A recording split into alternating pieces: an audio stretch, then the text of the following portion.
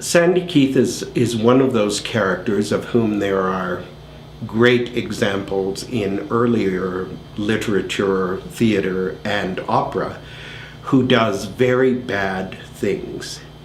And we as an audience, I think, enjoy seeing people do bad things as long as there is a day of reckoning for them. We can enjoy it in a sort of double way. We can enjoy it because sometimes they do bad things that perhaps in one part of our own personalities we would like to do, except we have a system of checks and balances and a conscience that doesn't allow us to do the sort of things that Sandy Keith does. But I think we also like to know, in terms of those things that hold a human community together, that people who actually do those things, as opposed to have those things occur to them, that the people who actually do those things will be punished or stopped in some way. So we get to enjoy the naughtiness, the mischief, the sometimes dangerous thoughts that pass through all of our brains and spirits, but we also get to know there is a reckoning. There is a price to be paid for doing this.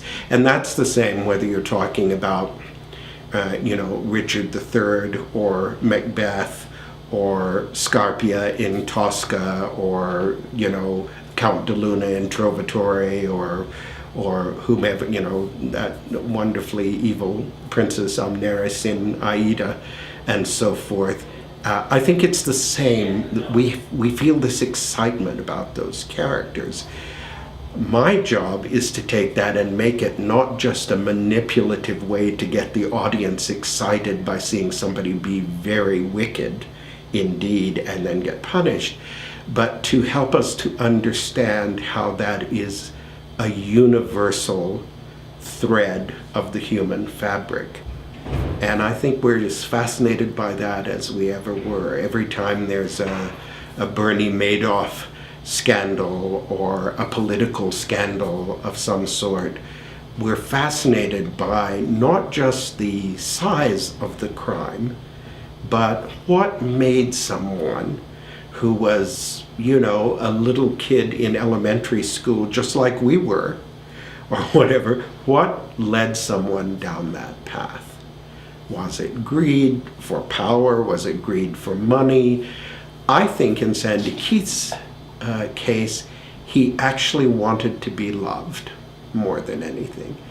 And that is a very powerful force for good, but it can also be a very powerful force to take people around that unforgivable corner into crime, the need to be admired and loved and so forth. And I think that's one of the fascinating complexities of this story, is that it's about a man who did wrong and harmed a great number of people, including 2 families that he was or should have been responsible for, but it was all really because he wanted people to like him and admire him.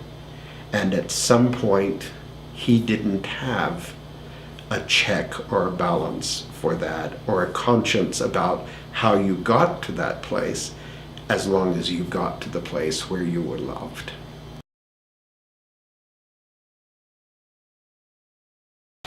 I think it's like to take any character from history. What you've really got in front of you are the facts that we know for sure. It's almost like a police dossier. But that, of course, tells us nothing about what's going on inside a man or a woman. And the same is true of all the other characters in Sandy Keith's life, that we know, in a few cases, literally, factually, some of the things they did.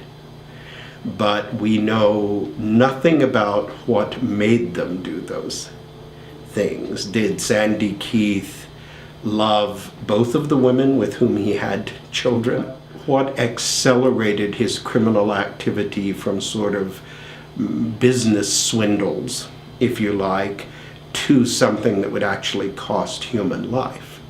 We don't know that. We know that he did that he moved from sort of lesser crimes to greater crimes, but we have no idea why. You have to do more than tell their story. You have to know the reasons that this was their story.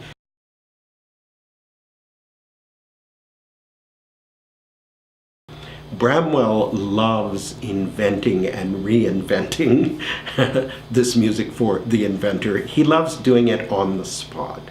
He loves, I would come up with 2 verses of a chorus when Sandy Keith first goes to New York, and we have a chorus of street people in New York, 1864.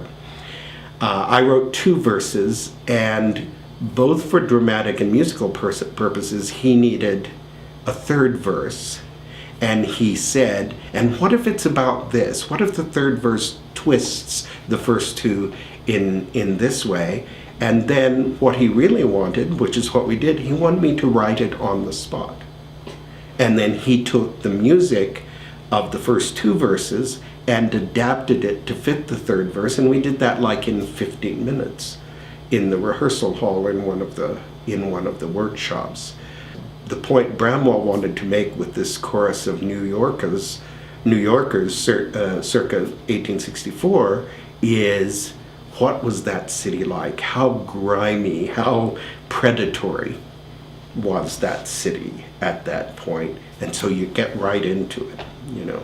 There's a lot of, I guess I could say, and I hope they would both understand this, I guess there's more aggression to the way Bramwell works and to the edge of his music, and there's more of a caress in Estachio's music, but both of them thrilling to work with, and to get to work with both of them in such close proximity of time is just like I would think would be every librettist's dream, you know.